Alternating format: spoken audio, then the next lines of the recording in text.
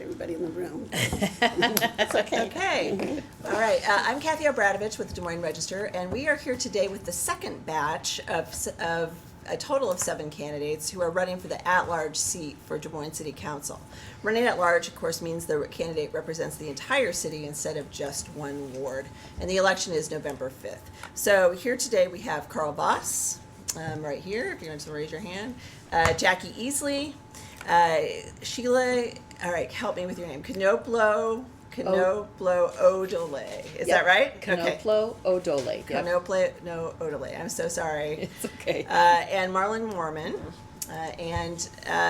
So let's have the Register staff as well introduce yourselves. Andy Dominic, editorial writer. Richard Doak, a member of the editorial board. Austin Cannon, city reporter. Charles Fusher, editor. Okay, great. Thank you. So let's just go around the table, starting with Carl, and I'm just going to use everybody's first name if you don't mind. Sure. But please introduce yourself briefly and tell us why you're running for City Council. Yes, I'm Carl Voss. Live in the East Village. Been in the Des Moines community since 1971. Motivated for this job to see that there are great opportunities to improve Des Moines. Okay, great. And Jackie, please tell us, introduce yourself and just tell us why you're running. Jackie Easley, and since childhood, I have lived in 5 neighborhoods in Des Moines, starting with the Drake neighborhood. Each has really shaped the character of who I am today. My experiences in those neighborhoods. Probably my first memory is moving from the Drake neighborhood, which is campus-owned housing.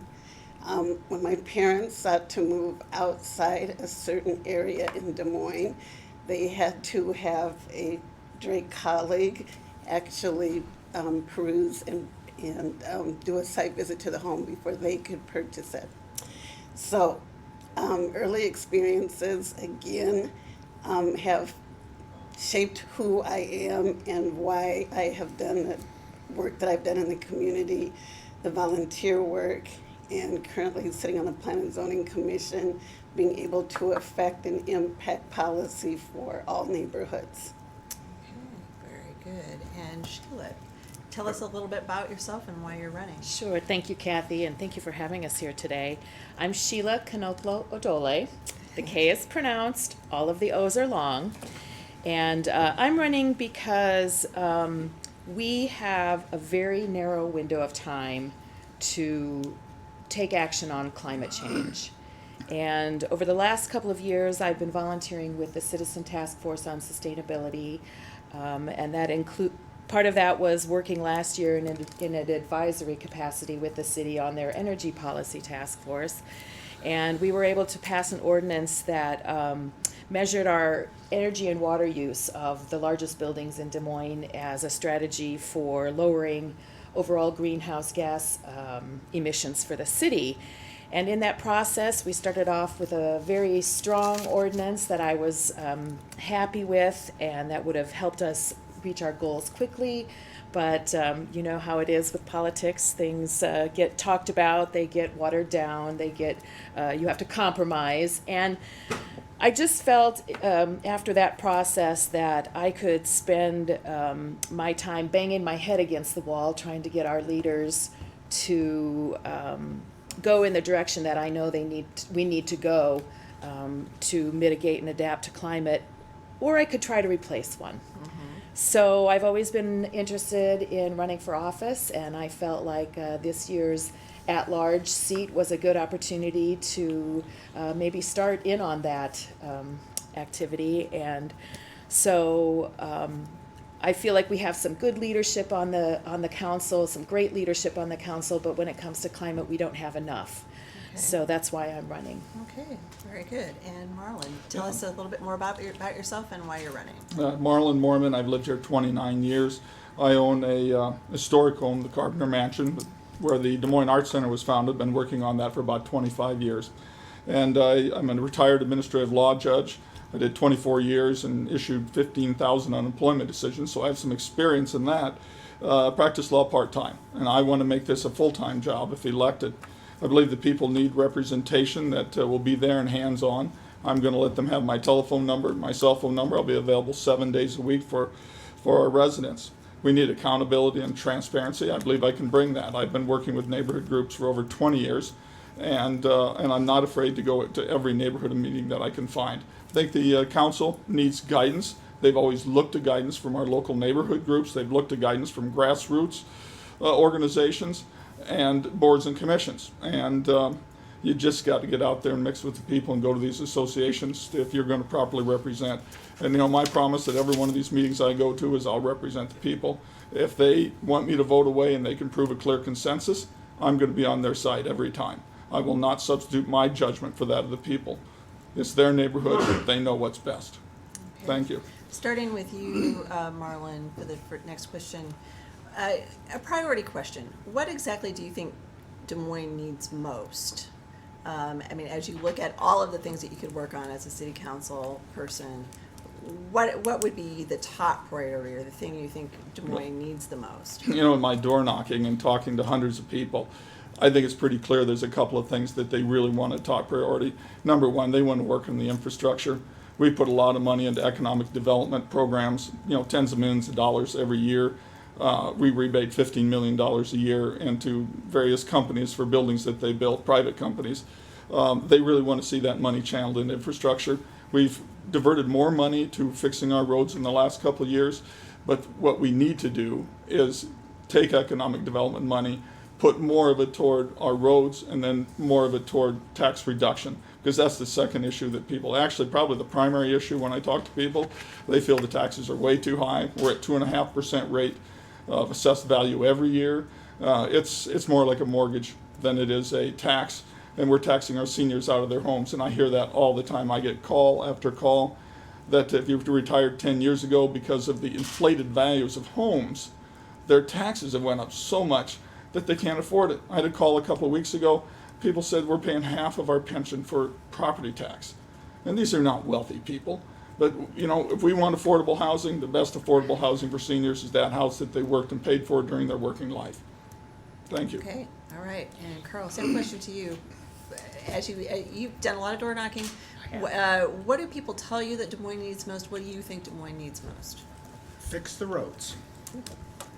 And I think that's the top priority that people expect that they can get around the neighborhoods and fix the roads. So when we dive into this a little more, I can talk more about some ideas I have about how we can pay for it. Okay, well, we'll definitely ask you about that. That's definitely on the list. So we'll do a round on infrastructure, but just go on to Jackie. What do you think Des Moines needs most? Well, I too have been speaking to a lot of people, and certainly those who've come to our Plan and Zoning Commission.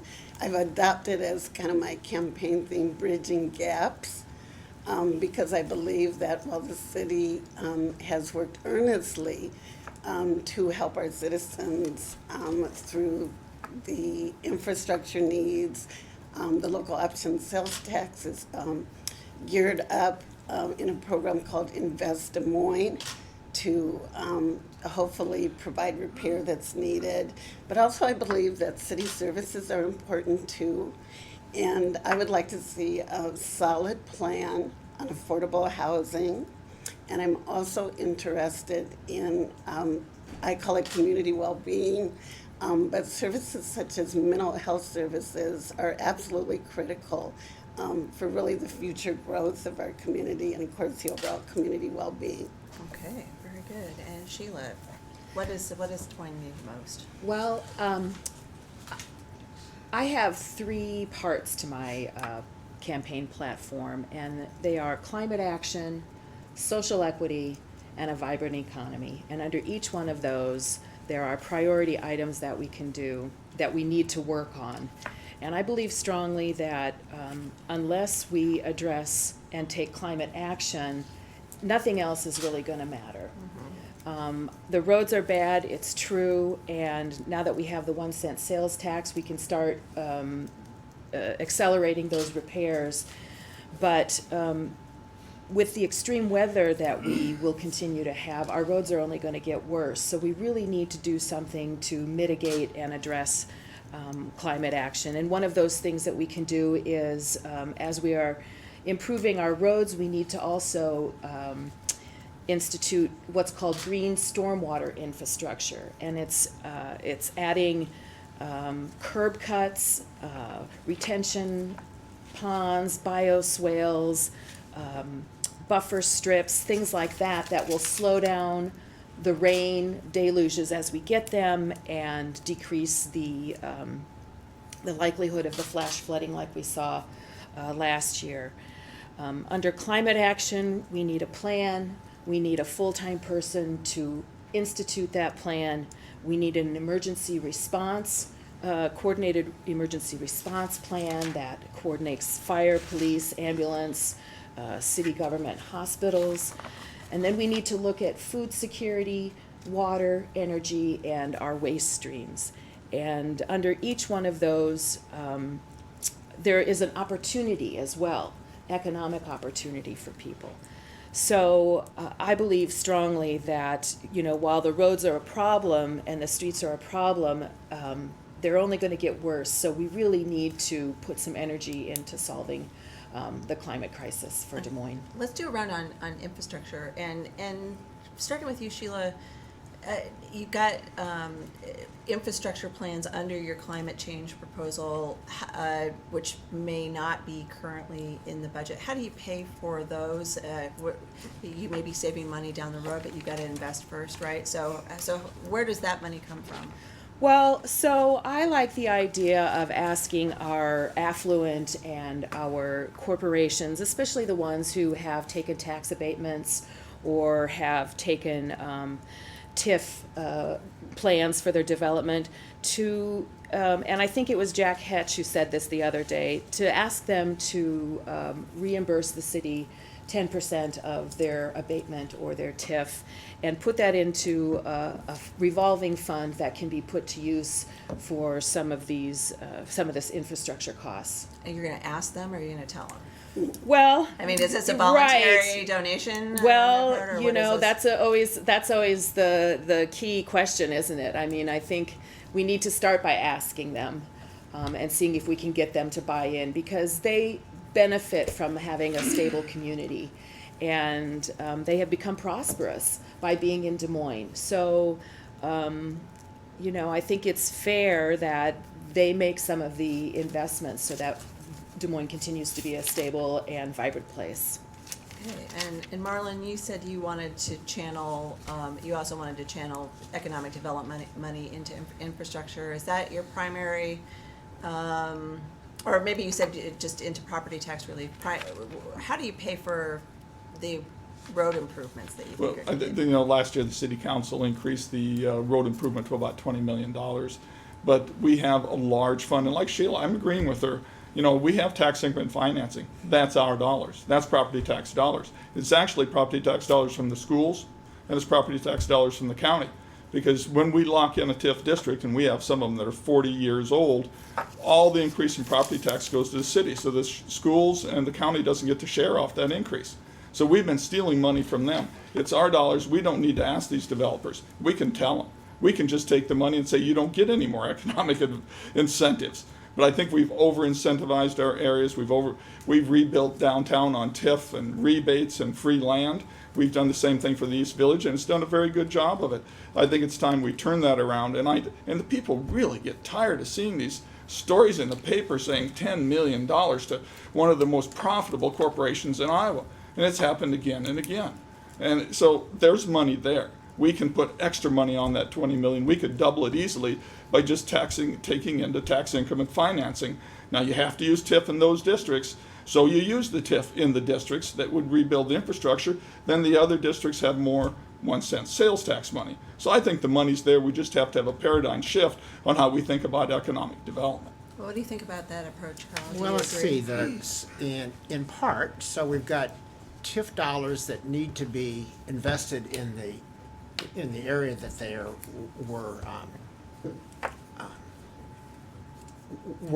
where the increase has occurred. And so the downtown core, those dollars need to stay in that area. So some of the other areas that for slum and blight, that's how downtown was established. There's no sunset on that. There's economic development that could happen throughout the community, and there's 20-year sunset on those. So we'll just take Oak Park and Highland Park. Actually, I think all four areas of the city that have been targeted for additional dollars, they will set up a TIF district in those areas. They haven't established the boundaries of those yet, so those dollars need to stay in the areas where the improvements, where the incremental property values have occurred. What about the argument that, you know, essentially what TIF is doing is enabling investment that would not come otherwise? In other words, that the city is not losing money. We hear this from, for example, Mayor County. The city's not losing money from giving back or rebating some of this property taxes because the city would not, would not have anything, right? Mm-hmm. Yeah, you're giving up part of the growth. But without it, you wouldn't have this development. Do you agree with that? So, well, let's just take the TIF that was originally, or the dollars that originally went to Nationwide. So they had a workforce of around 600 in Des Moines. So they got TIF dollars to improve their campus. And so that was about 3,500 or 3,600 new jobs in Des Moines. So I think that was a good thing. Those TIF dollars built the ML King,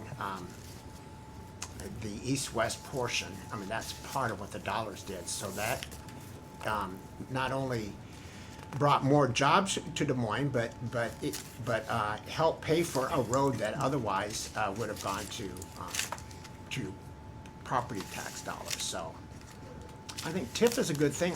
I believe, as set up by law, the other taxing districts, the schools and the county, have to get their dollars out of that, as I understand it.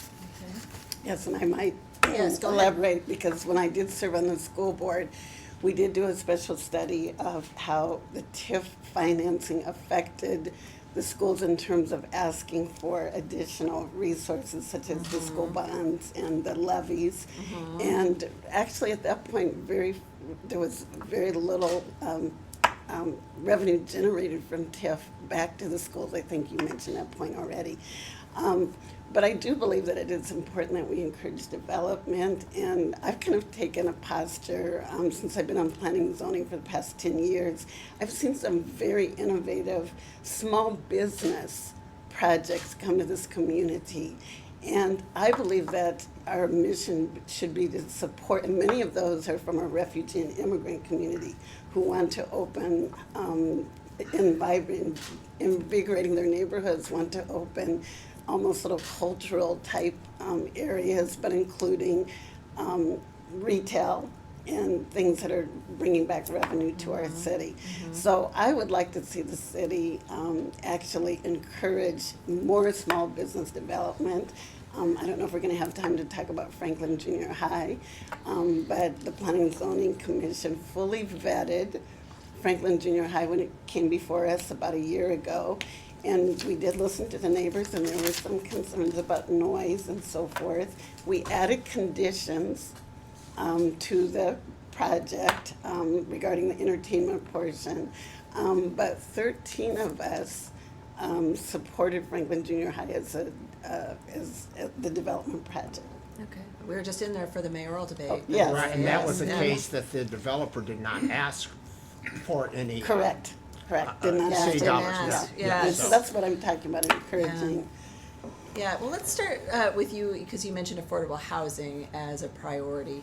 And of course, the city council has been going through this rezoning legislation for for housing here, there's been some concerns raised that this will make it more difficult for affordable housing to be the accessibility of affordable housing in Des Moines. What's your response to that? Well, And do you you are think that talking- the zoning is a good idea? You are talking to the code guru, at least in my family. They're tired of hearing about it. Again, planning and zoning, we had the opportunity, first of all, we needed to revisit the city code. It was 50 years old, born and developed during a time when people were kind of cookie cutter, type housing and so forth. So we needed to revisit the code. And I applaud the professionals, our city staff. We brought in consultant to kind of help us work through what are some prudent and sensible code changes that we should make. Now we listened to, and when I say we, I'm talking about the city, listened to neighborhoods. They had focus groups. We had public hearings at the commission level. And after hearing concerns from, and I want to highlight from neighbors, we determined that minimum square foot requirement didn't seem appropriate in the code, and also garages. Okay. We believe that neighborhoods we have Plan Des Moines, where neighborhoods have determined what is the character of their neighborhood. And so there's an opportunity for flexibility. Some neighborhoods it is important to build maybe homes that have larger square footage and with the garages. But the goal should be, and I believe there was a study that there are going to be an influx of new jobs in this community in the next few years, where the majority of the individuals will be making less than $50,000 a year. I believe, and then if you look at the minority community, where the most recent study done by the Iowa Project said that only 42% of African Americans are homeowners in central Iowa, I believe we need to not just encourage, but we need to have a plan for affordable housing in this community. So just to be clear, the legislation that the city council has moved forward does have minimum size requirements, It does it does. not? Yes, So it so does. you're They not put in it back favor in. of that part. They put it back in. But on the whole, you like the fact that the code's being updated. It did need to be revised, that is Yeah. true. Okay. I don't know if you want Go me to ahead, go continue. ahead. So what the council voted on at their meeting last week was the code with those revisions. However, after the first reading, they could not make any substantive changes.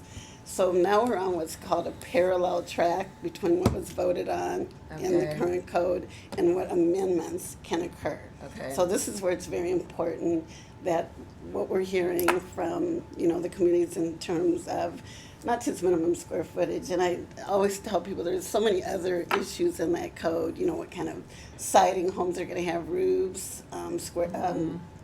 density, mixed use, single family. There's so many other issues in that code.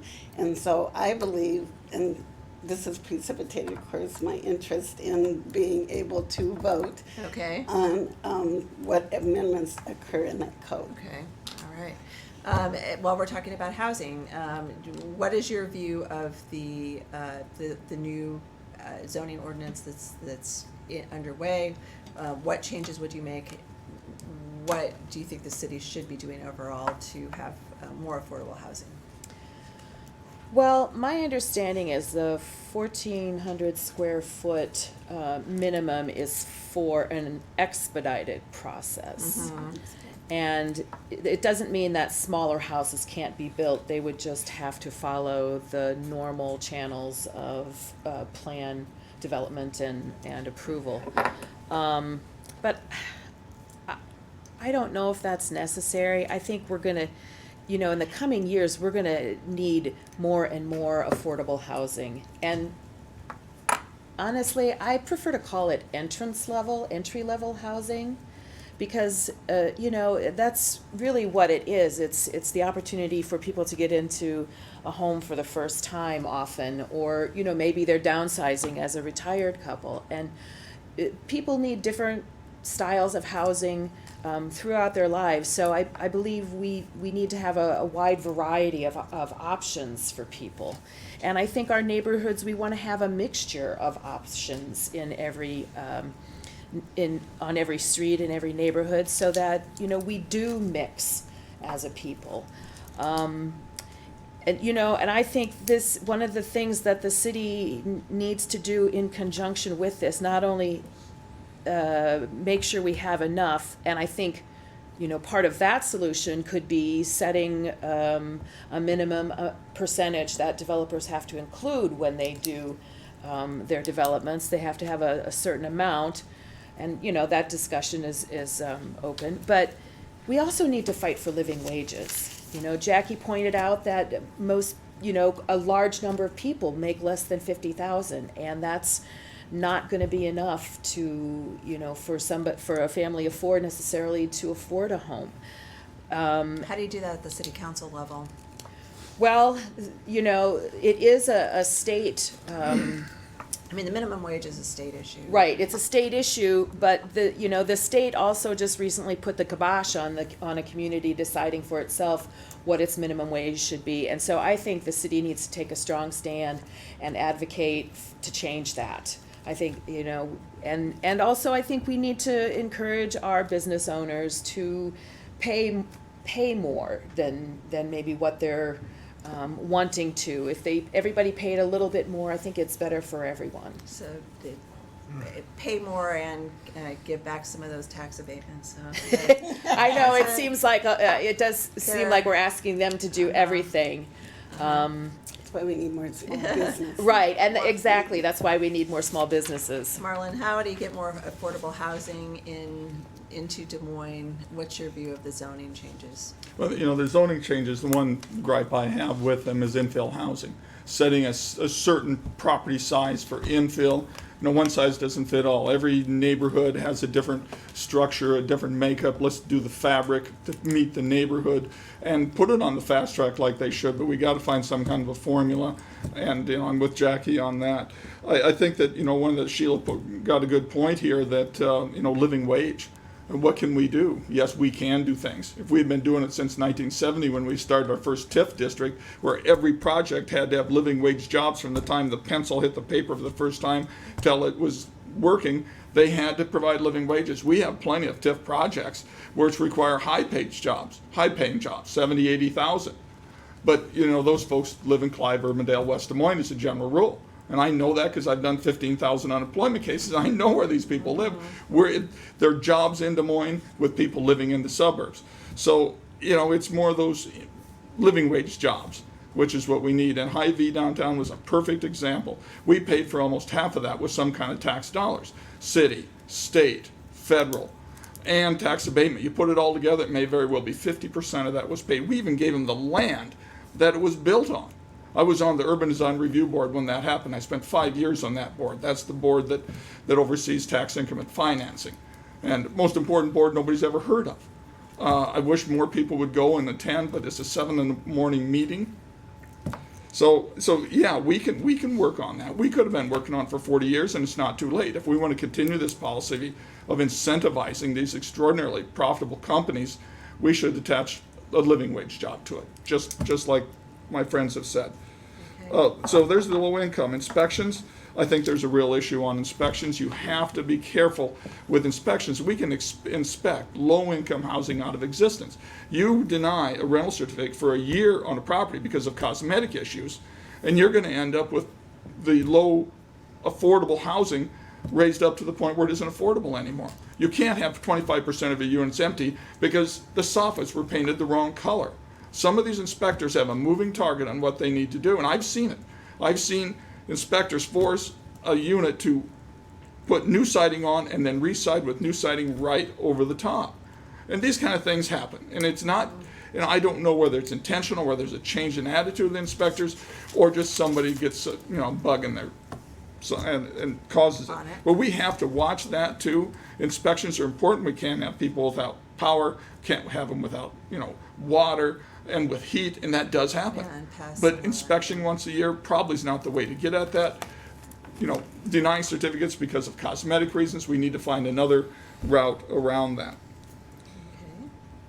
Carl, wrap up this question for us. Well, I didn't where even do you get a more- chance. Well, where do you get? I'm giving you your chance right now. Where do you get more affordable housing in Des Moines, and what's your view of that zoning change? And I wouldn't mind if you came back to me on roads, because I didn't get to talk Okay. about that. But Okay. anyway, so, you know, we can have the best planning and zoning or zoning rules in the world, but it's not worth the paper it's written on if we can't attract developers who are willing to actually build in Des Moines. And the approval process, the legal process for plans, the inspections that go on throughout, whether it's residential or multifamily or commercial, it's just too dang difficult to navigate. And I've had plenty of developers who say they will not build in Des Moines. So Plan DSM has attempted to fix some of these issues, but there's a lot more work that needs to be done. Our permitting process is challenging at best, and you can find examples of how West Des Moines is more streamlined. I think we're fooling ourselves if we think we can add affordable housing stock without attracting more quality, high quality developers to Des Moines. Affordability is important, but we need to deliver quality, affordable homes and multifamily units. I have some experience in this. I've been on the Neighborhood Investment Corporation. We have 3 downtown developments that we're general partners on. The Brickstones, Woodland Avenue, so that's 35% affordable. Stockbridge is 100% affordable. East Village Square, 45% affordable. So all those, given me some experience in this area. I think we can do better. Okay, before we move on, what did you want to add on roads? Well, so, one opportunity is that we should look into the opportunity for bonding. So the bonding rate is really low right now. And if we accelerated our programs for rebuilding roads, we'll save dollars because of the bonding rate and the increase in construction rates. A good example, Highland Park, Illinois, bonded for $1 billion, that's a B. And they actually made some money by loaning money to other cities to cover their bonding costs. So I think that, if we look out on the horizon what other communities are doing, I think there are some opportunities. Going back to roads, because I didn't really get a chance to weigh in there, that we need to spend more dollars in the neighborhood roads rather than widening the roads that lead out of the city. So I would increase the dollars spent in the neighborhoods and spend less dollars on, for example, the extension of ML King to the east, which I think is a $60 million. Now that's a combination of state, federal, and local dollars, but I think we would be foolish to neglect the neighborhood streets on Okay. that cost. So I want to move on. Des Moines Waterworks has been a big issue in the mayoral election. I just wanted to get your take on that, starting with Carl. What is the best way to manage Des Moines Waterworks? Should it be your regional system?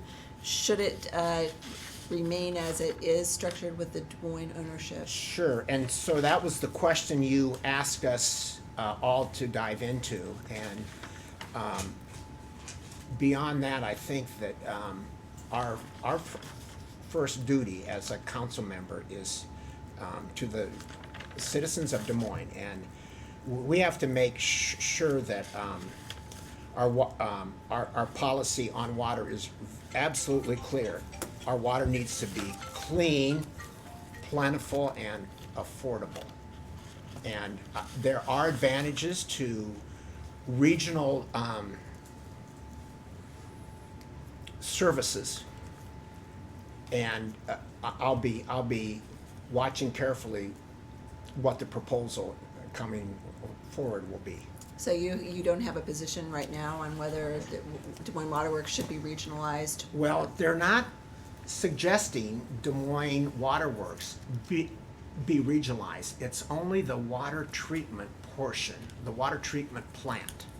And so, I do have a position. It's if it's favorable to the citizens of Des Moines, if Des Moines' investment in the water treatment plant, if we're either compensated or credited for that investment, and how Des Moines would be represented on a board that would, so right now there's trustees, what that board would be, and also that the current Des Moines Water Works staff be in charge of the water treatment plant. Okay.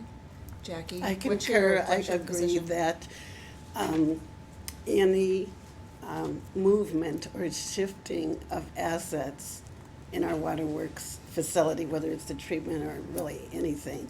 And interesting enough, we do have customers beyond Des Moines. We do have, I believe, 20 other entities that use our water. So certainly, I would not be in favor of shifting any assets unless we had a referendum of voters. Okay, and referendum of voters that would Des Moines be able to veto, in other words, if all If the they other... voted outside yes, Yes. and we said no, Okay. yes. Okay. Beyond that, you know, how do you feel like Des Moines Water Works, you know, what's your vision for the future of that? And what do you see as the major challenge that the city has to face at this point? Well, you know, I'm certainly not opposed to regionalization. During my time on the school board, I also was on the Metropolitan Transit Authority Board, and we went through a definite shift to regionalization. Thus, we have DART now. And so certainly I'm not opposed to regionalization, but I do think that there needs to be further reconciliation in terms of, yes, let's look at the long-term benefit to all entities, and certainly including Des Moines. We don't want to act, and perhaps I do have a little bit of, I think about Flint, Michigan, and you know what occurred there. And so I think we should act, certainly as has been described, what is going to maintain the quality of our current water supply, and how the overall benefit to, you know, the community would be if we shifted in that direction. Because some of those assets that they talk about, definitely that Des Moines developed those, right? But Right. they need to be upgraded as Certainly. well. So how do you pay for that, right? Well, and then let's look back to the flood of, last year, last year, and then of course I lived through the big earlier flood. this year. And how it is important that we protect, you know, not just the area surrounding our waterworks, but I believe that there's a lot of study done, you know, how does flooding affect the water supply where it comes from? And so I believe your question was what type of resources we need to make sure are in place. And so perhaps this does call for maybe more funding from our partners who we currently are engaging as customers. Okay, all right. And it seemed to work for the transit when we shifted from the Des Moines Transit to what we have now, Okay. regional transit. And Sheila, where do you come down on the question of whether there should be regionalization of part of the Des Moines Water Works?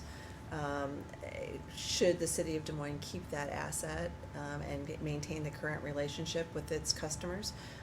Or should they get more say in how, so those customers get more say in how the waterworks is governed? Well, I think I think every customer has to have an equal opportunity to have a say in their water. Water is necessary for life, and it's it's critical. And clean water is something that we're really struggling with here.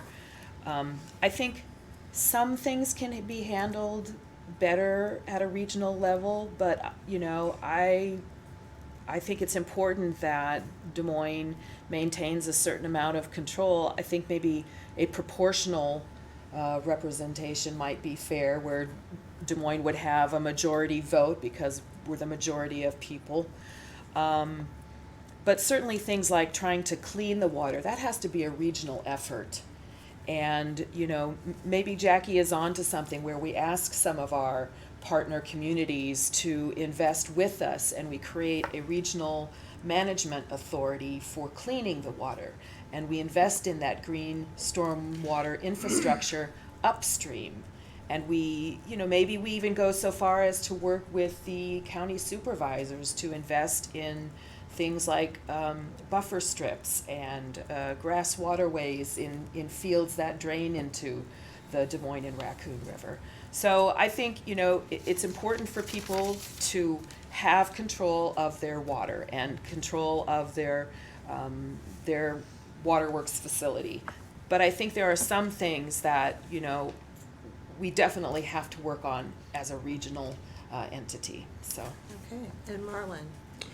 I think that we need to hang on to it until the people come to the opinion that we need to regionalize. The devil's in the detail. We don't know what regionalizing really means at this point in time. We don't have a paperwork or a plan. Until we get that plan, it's pretty hard to vote on it. I just don't. This is a major asset. It's huge. I just don't think 7 people should make that decision for the city of Des Moines, or who initially started this and have run all the way through. And right now, the people on the street, they don't want it to happen. They don't want regionalizations, but they want to maintain control until they see a plan that actually works for them and everybody else. My solution for the customers, we could create an advisory board so they could come and file their grievances and work on that, because I think there could be a lot of good information come out of an advisory board from the customers. I think there's 21 customers right now. And as far as paying for it, the user fee, that's what pays and runs the waterworks. It's what you pay for your water bill. So we have a way to pay for it. It may have to be bonded because it would be too much money up front to do the major work that everybody here agrees probably needs to be done in the next 10 years. Okay. Kathy, Go just, so I believe half the water that Des Moines treats is sold to the suburbs. So there's part of the challenge. I think as far as the greatest threat could be the proposed Western Water Authority, which would be West Des Moines, and if they are able to pull other communities along with them, if approved by the state, that's actually pulling more water out of the Raccoon than is in the Raccoon. So that would be a threat. And then if that happens, then the Des Moines water treatment plant is overbuilt. And so we just need to play better in the region. And I don't think we can handle this conversation about something as critical as water in do we have an hour and a quarter or whatever it is? Obviously, there have been communities that have been struggling with this for a couple years. So Bill Stowe started the conversation, and bless his spirit. But I don't think we can adequately cover that conversation here. So. Okay. Well, I want to go back to Marlon and talk about property taxes. A couple of you have mentioned this. Des Moines has lower tax rates with the local option sales tax.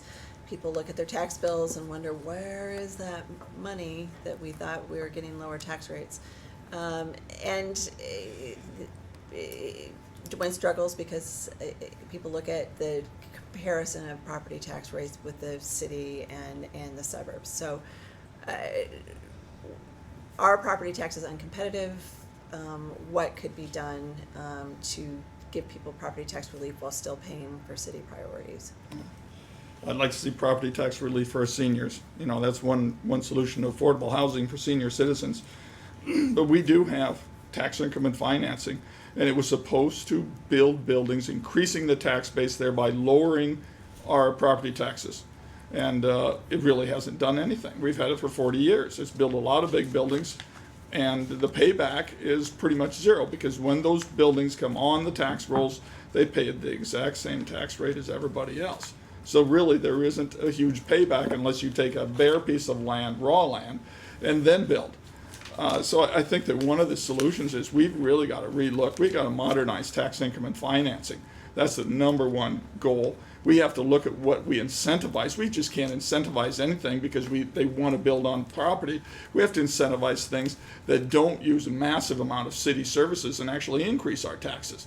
Because right now, this incentivization has been for lots of people in a building, high concentration, lots of cars on the road, with people who live outside the city and don't pay property tax to help fund that economic incentive we gave to the building. So, it's a multifactorial problem. We also have to look at burden shifting. The sales tax was a burden shift.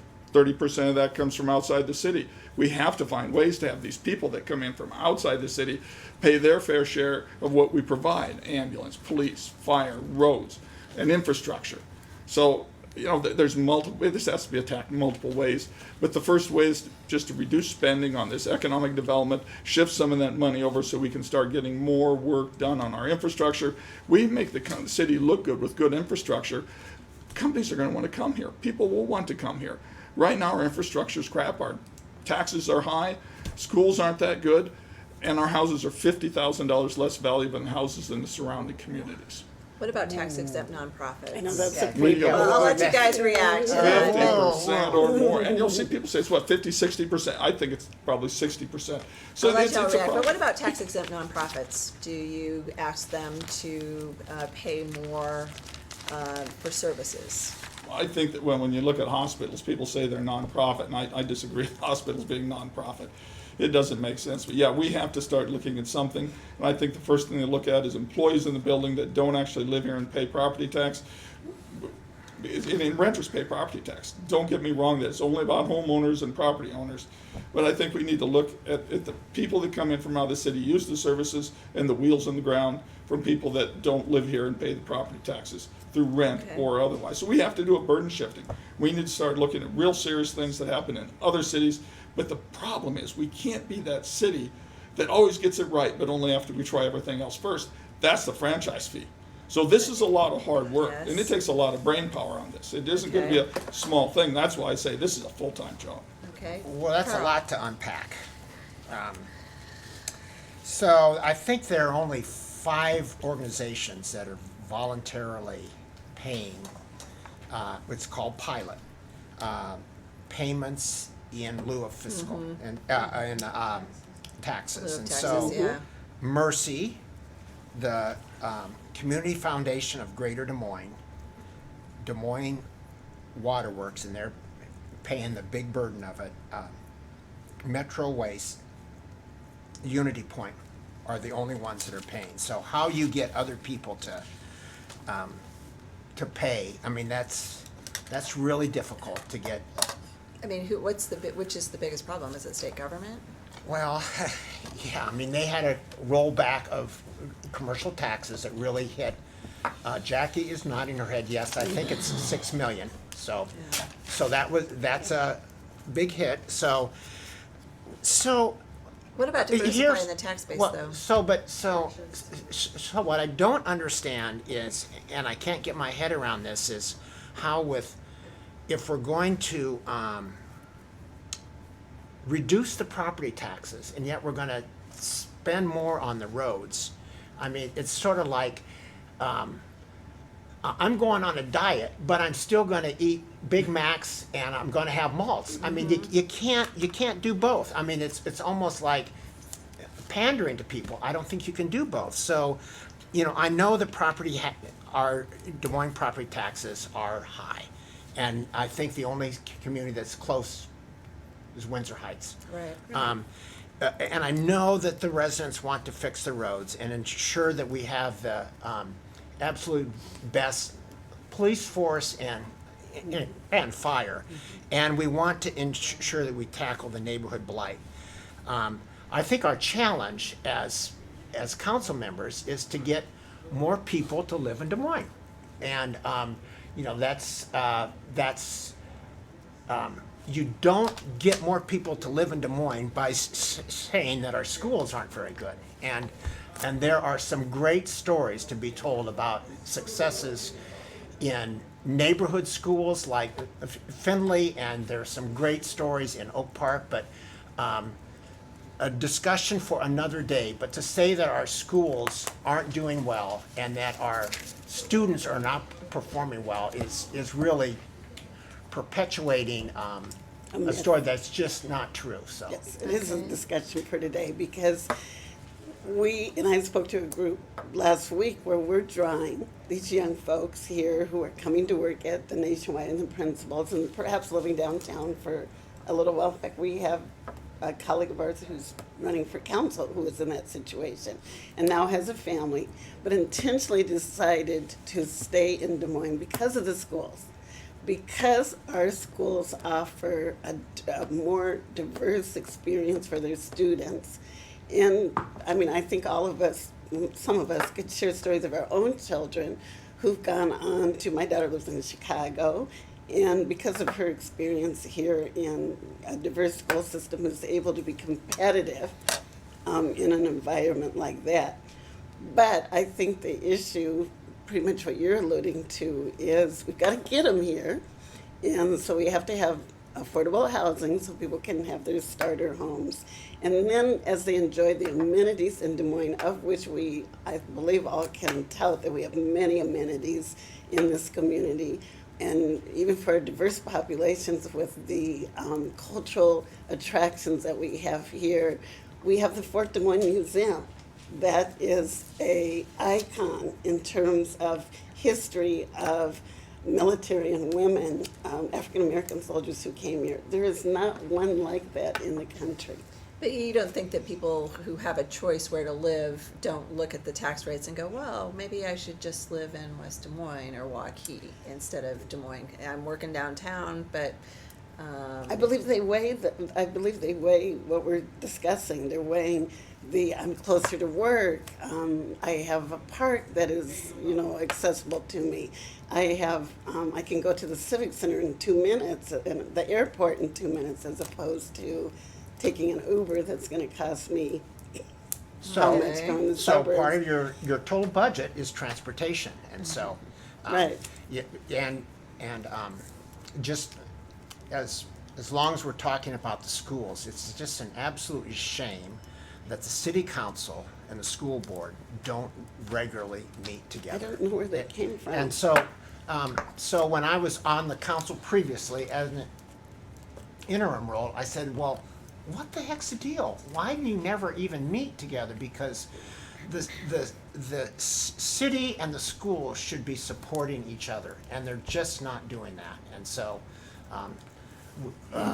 we could use some great PR about some of the many success stories that are in our schools. So I'm going to go to Sheila for last word on this issue, and then Andy, did you have a question? Were you going to jump in?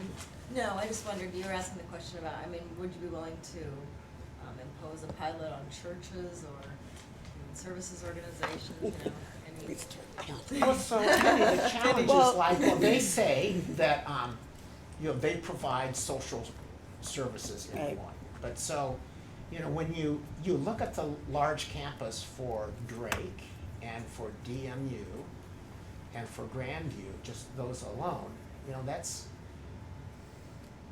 well, I'll be happy to give you the numbers here. Are you willing Yeah. to push for user Yeah. fees or pilots, or, that's the question. Well, I've even talked to churches about, well, how do we start, and do we have to do that every year? So, pay it's something. Do we need to pay something? So, it's a But I challenge. understand I you. guess if it was easy, we'd already be doing them.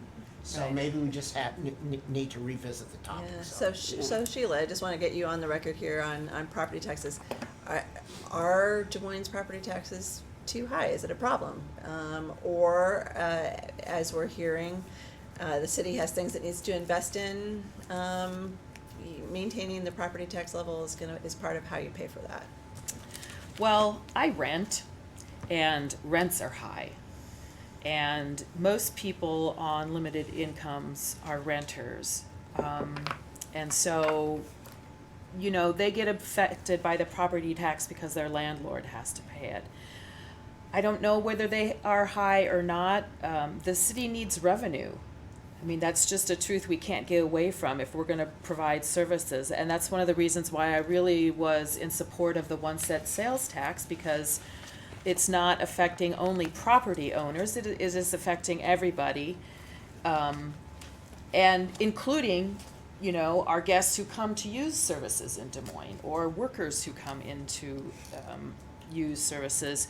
When I was, I'm a founder of the Sustainable Iowa Land Trust, otherwise known as SILT, and I was the director for a short while. And in counties where we would have land, even though we were a nonprofit, we committed to paying the property tax because we felt it was important for that county to not be denied those taxes that they had been receiving previously. And, you know, we felt it was sort of a good faith effort to continue to support that area.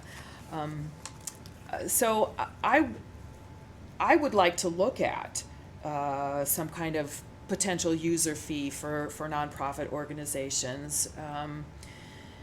And, you know, as Carl said, the devil's in the details. It would be probably a long, drawn-out conversation to figure out where that would fall, but I think we have to look at creative ways for the city to generate revenue. And I really like Marlon's idea about limiting or, you know, putting a hold on property tax increases for seniors. They're especially where they're on limited incomes. Doesn't help anyone for them to have to move out of their homes that they've been in forever, right? We want people to age in place as much as possible. It's good for the neighborhood. It's good for everybody.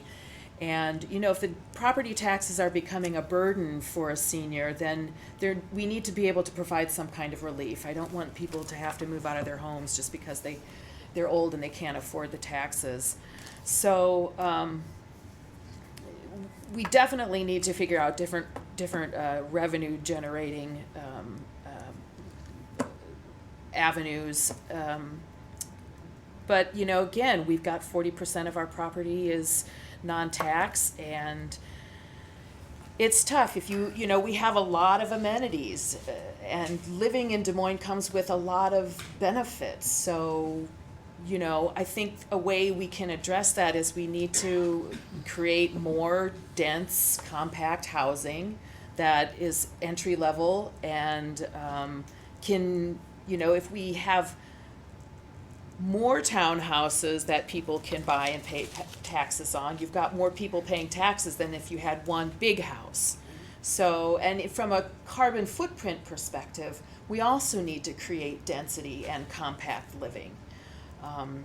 So I think that might be one way to try to work with that, but I'm open Okay. for anything else, really. Let's move on to policing. City of Des Moines has dealt with complaints about racial profiling in particular, including lawsuits. There has been a number of proposals advanced, including people asking for a ban on racial profiling, an end to pretextual traffic stops, which is the kind where you say, oh, your brake light was out, but where are your guns and where's your pot, right? Mm-hmm. And then the other concern is, well, let's start with those. So racial profiling, how would you say that the police should improve its relationships with all communities within the city of Des Moines? Yeah, I think that's a great question. And to me, racial profiling comes under social equity. We know that people of color get targeted, they get arrested more often, they get harsher sentences. And this issue in particular is very important to me because I have mixed race children.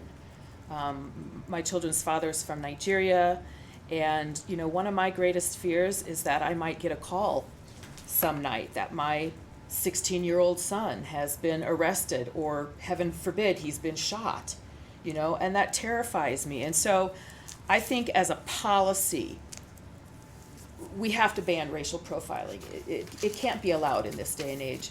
Everyone in our community deserves the right to walk around freely with dignity and not worry about looking over their shoulder and being harassed. And I also agree we need to eliminate the pretextual stops. Working as an attorney, I worked with the public defender's office for a while, and you know, I had several cases where, yeah, they had a light out or some other small thing, and then it just spiraled into, you know, they're being arrested because they had a small baggie with them or something. That ruins people's lives. And I think we need to, I like the idea of having a citizens review committee for when things happen. I think when our officers know what the parameters are, it not only makes, you know, the people in the streets safer, it makes our officers safer. They know what the expectations are. There has to be accountability. I think they need training in terms of implicit bias so that they can understand their own potential bias, underlying bias, as well as de-escalation training. I think that is critical. And I think that protects them as well as the public. And they need to know there's going to be accountability. And, you know, if their superiors are not going to hold the officers accountable, then the superiors also need to be held accountable. So I think there's a lot of really good things that we can do in this area. Because again, I want everyone in our community to feel they can walk about freely and not be harassed. Okay, and Marlon, same question to you. She stole Ban my racial thunder. profiling? Okay. Yeah, and I'm gonna Agree be on on this. point. I was a former public defender employee too, and I did that work from simple misdemeanors to felony murder, defending cases, and I think she's just totally on point. Now, to add to that, talking about a citizens review board, we have boards and commissions that guide the city council on practically every matter. They're important because a council rep can't be everywhere. And so, you know, a board like this, but the makeup has to be a good cross-section of the community, and you have to have law enforcement at the table. If you don't, you really don't have a board, you have a kangaroo court. Let's get everybody involved. And I think putting police in the schools is an important thing. It's a training school. You know, I've had training on this multiple times. Implicit bias in making judicial decisions, and that instinctual bias that you have because of some reaction you've had in your life. And, you know, those kind of training programs are okay, but the best training, I think, is to get these law enforcement officers, the new ones, in the schools, let them mix with people and see how people of color, but that they're just normal people. There's nothing else extra, but also the extra rules and pretextual stops. We need to work hard on that. So, you know, we're in parallel on this. I just think the devil's in the detail on a review board. You have to make it something that is reflective of the community and involves law enforcement. What about data collection? Do you feel like the city of Des Moines at this point knows whether people of color get pulled over more often? Or is that more of an anecdotal thing at this point because data is not being collected? Yeah, if it isn't collected, you can get the data. I mean, it would be there if you did the right algorithm and run the right search criteria. You could find, I think data is always good. I'm all for data You might get it if there's an collection. arrest, but maybe not. Can I just add too that I would agree data is really important. You can't manage what you don't measure. And if we don't know who is getting pulled over, then, you know, we can't act appropriately. Carl? Yes, so I am vehemently opposed to racial profiling. And the Civil and Human Rights Commission is working on a policy, working with the police, and I think we need to give that process a chance to work. I think probably by early next year, they expect to have their work done, and that's why we have that staff. I think the worst thing that we can do is to lead on this through putting out something like a bumper sticker campaign. go through the process. I think there's some work that could be done with the Des Moines Civil Rights, the commission that chooses police and fire officers. Review, Civil not- service. Civil service, not rights, yes. And so that's a long process. Some of the things that could be done better to have more people of color represented on the police and fire department. Maybe it's a longer list, perhaps not relied on so heavily on the oral part of that. I know it's very carefully need to choose new police officers and that have a chance to make this a career and have the right tools to succeed. Some of the community. Sheila, I think this all of the city staff is already going through implicit Bias training. bias training, I think, and de-escalation. So I believe that is already started, or that's what I was told. So, so I don't think Part that of the concern, though, is the community groups had been asking for the ban on racial profiling and the ban on those traffic stops. Didn't feel that confident in the process that you were talking about, and worried that the early drafts that they were seeing were that really was- broad and kind of that toothless. was not too great. Many chances to improve that. So, just Sheila, to your point about people of color being able to walk freely in the community, whether that's to a theater or drive through a park, that should not be allowed. And I'm disturbed by how people use incorrect pronouns when they refer to they and them, and it's really us. We're all the community, and so I think we could all do better in that and monitor our pronouns just a little bit better. So. All right. Okay. I wanted you to get in here on this, Jackie. Where do you stand on this racial profiling discussion that's been going on? And what do you do to improve relations between the police and communities of color in Des Moines? I support a ban. I believe the city council is accountable for oversight I do think we should have a review commission. I believe the city council is accountable to making sure that that is effective. And every single family member, including my two brothers, have been stopped by police. In Des Moines? In Des Moines. Okay. And my husband is an officer of the court and has been stopped. So when I look, and by the way, there is a system now in place called tracks, which I believe are in our patrol cars, that are currently being used for collection. Now, I'm not sure if we are asking the right questions about, you know, what data they're collecting, but there is a system in place that could be used, according to information I have. Going back to our personal experiences, I think that I do want to applaud efforts that have been made. The Community Ambassador Program was started by a dear friend of mine, the late Reverend Earl Lewis, where he brought together members of, initially it was the African American community. They usually were faith.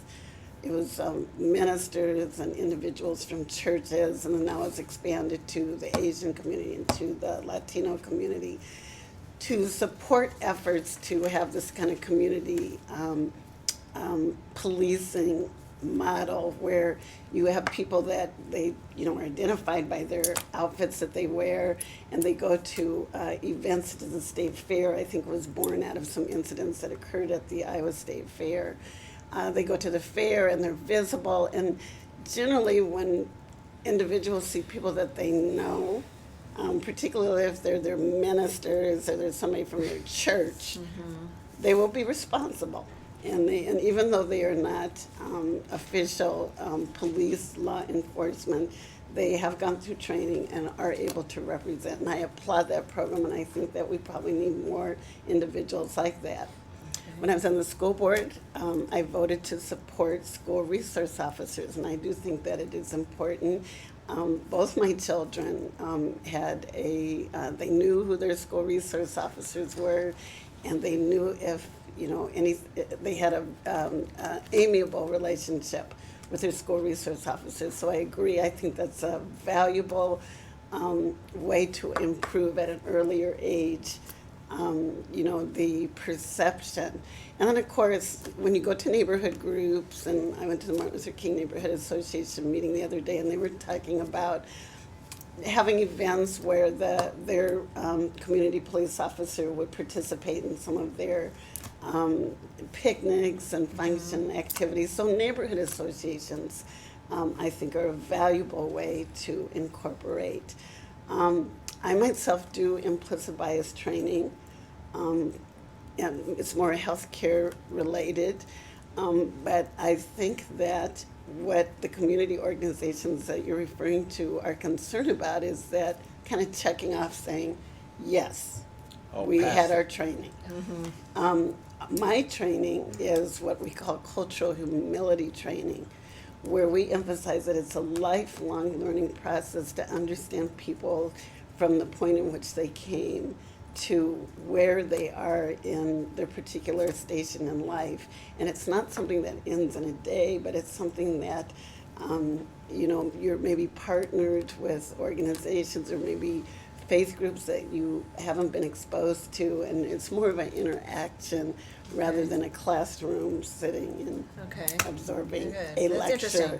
interesting. To Jackie's point, there is a system called tracks, and the police officers have to guess the ethnicity group that they associate Right. with. So, Yeah, that's- so yeah, it's that's like the state driver's license currently does not, even when a police officer scans the driver's license, is not able to find out what group Yeah. the individual has self-identified. That's true. Right? Is that Yeah. correctly? Although Yes, it, mine it, is. it They might could be just it, ask. it might be informative to Yeah. know what group the police officer thinks they're. Right. Right. Well, it's a problem. so they try to make a guess, Yeah. but Yeah. again, it's a guess. So. Yeah. All right. Can we I are- just- well before? Okay, go ahead. Just really real quickly. quick, this idea was floated the other day, and I think it's something worth considering too. Is I think we might need to require our officers to live within the community, so that they're surrounded by the people that they're supposed to protect. Good luck with that. We Well, thought about that with the school district. Yeah. Which I actually feel more passionate that if teachers don't feel comfortable sending their children to, their own school, yeah, that's a problem, right? You can't force them. Yeah. You can only force the managers. right. Okay, Couldn't you make it part of their employment You contract? give them an incentive. Kathy's got a trying to couple get of- control- I've got a couple of Call us really, in. I've got a couple of really quick questions. I want yes or no answers, if possible, and then I'm going to let you all wrap up. Okay, so starting with Jackie, should taxpayers help build a new soccer stadium in Des Moines? Yes or no? Not without their input. I mean, again, I believe we should have a referendum. Okay, referendum with a vote. Okay, soccer stadium, taxpayer help. I'm generally against taxpayer help for things like stadiums. Okay, No. Marlene? No. No. No. Okay, starting with Sheila. Should Des Moines allow electric scooter rentals downtown? Yes or no? I know this has been talked about a lot recently, and I guess they need to. I think yes. I think we need to encourage all forms of transportation, but I think we need to look carefully at what kind of parameters we put around those, so that public safety Okay. isn't lessened. All right, less with public safety. No, Yes. until we figure out what the liability is going to be. There's a lot of liability. They're supposed to be on the streets, and our streets aren't safe enough for those little wheels. Electric scooters? No, under the current format of what the vendors are offering. So Okay. and I'd say no unless we You have say more. no. And starting with Marlon, more traffic cameras, less traffic cameras, keep it the same. I think we keep it the same. The reason we have traffic cameras is to improve safety. We shouldn't do it just for money. Okay. We need to put them in the right areas to make sure it slows traffic and lessens accidents. Carl? I'm for obeying the law, so I guess that's yes, if you don't want a ticket, don't speak. Okay, so keep it the same? Or go through. Keep it the same or add more? Fine to do more Okay. if there are places that are, there's a lot of violators. Okay. Keep it the Jackie? same. Keep it the same, Sheila? I would want to try to understand whether what we have now is enough, because I think I tend to agree with Carl. It's about public safety, and it's not, I agree, it's totally not about revenue generation. So if we need more, I would want more, but if not, I say keep it the same. And a question that parents everywhere want to know the answer to: keep Beggars Night where it is, move it to Halloween, or put it on a weekend? Oh, Sheila. jeez. You know, I grew up having Halloween on Halloween evening, and so it was a weird thing for me to come here, and I didn't even know what Beggars Night was. I don't know. I think I think there's something very charming about a community tradition, you know? So I think maybe I would go with keep it where Keep it it where is. it is, Marlon. Keep it where it is, yeah. Girl. Yes, as long as we keep the jokes as part of it. Okay, keep it where it is, but keep the jokes. Jackie? Okay, I'm opposed to giving candy to children, as you know, from parades. I don't do it. I don't do it. You don't do it. But it is a tradition. I believe in traditions, and so I'd keep it where it is. Okay, you can give toothbrushes. Right. Well, Right. my neighbor gave half out 50 cents pieces. Oh, that's expensive. He was the most popular house in the Okay, so let's see here. So I think that Marlon went last on the opening statements, so why don't you go first on the closing statements? Just take a minute. 1 minute, Yeah, okay. if you can. Des Moines has some serious problems. They need somebody that wants to work those problems. I understand neighborhood groups. I've done it for 20 years. I've appeared in front of the City Council, Plan and Zoning Commission, Zoning Board of Adjustment, all on behalf of neighborhoods, and not as a lawyer, not as a member of board members. I've chaired neighborhood organizations. I'm ready to hit the ground running. I know the parties because I've worked with them in many times in the past. I can do this job, and I can do it very well for the city. I can do it very well for the residents. The residents don't want big business or special interest to rule out over their best interest. They want representation for the people, and I'm all for the neighborhoods. When the neighborhoods want something, I will fight for them. I'll fight for them harder than anybody else. That's it. Thank you, Carl. I am a one-time interim city council member. I got a chance to work at City Hall and peek behind the curtains. It didn't frighten me away. I'm ready to go back to the table. I have many successes of projects that I've started and completed in Des Moines. I have the patience, the persistence, and the passion to do this job well. I'm recently fully retired. I will make this a full-time job. I live 5 blocks away from City Hall. I don't even need a parking place. I will be there frequently. I know the players, and my 2 favorite 4-letter words are vote Voss. So, Okay. Jackie? Well, I chose Bridging Gaps as my campaign theme because I bring, as a result of my lifelong experience here in Des Moines, experience bridging and building coalitions, which I think led to my being elected chair of almost every government body I've served on, from the school board to the Metropolitan Transit Authority. I was the initial chair of the Iowa Workforce Investment Board, who currently I serve chair of Planning and Zoning Commission. I believe that it's critical for Des Moines to move forward, to have our residents and families feeling welcome by opportunities that we provide here.